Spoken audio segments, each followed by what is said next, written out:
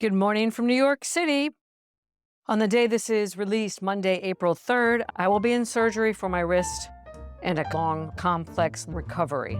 And while I may sound upbeat right now, believe me, when I got that news, it was shocking and it was a really big blow.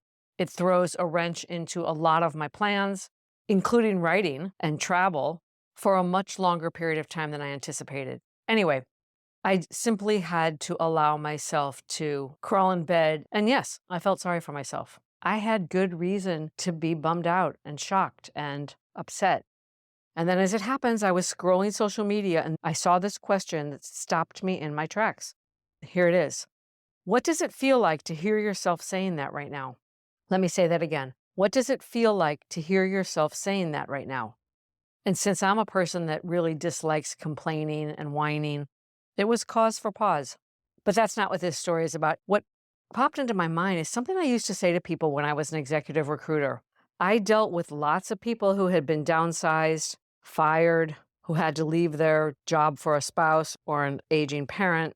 And they came to me really feeling defeated, frustrated, feeling that loss of agency, feeling even sorry for themselves. Something I could empathize with. But then I would help them reframe it, and you've heard me talk a lot about deliberate language and messaging. And here's something I always said to them. Don't be informal with your informal network.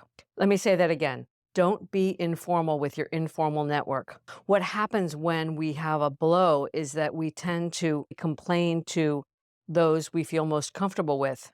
But in the case of a job search, those same people are the ones that speak your name in a room full of opportunity, right? Those are the people you don't want to complain to your boss about.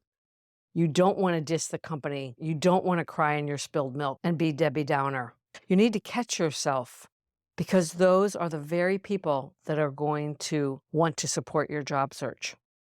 So yesterday I caught myself with that question. What does it feel like to hear yourself saying that right now? And it felt like Debbie Downer. So yes, in my case, I need to learn to allow myself to feel bad, something that was unacceptable in my family growing up.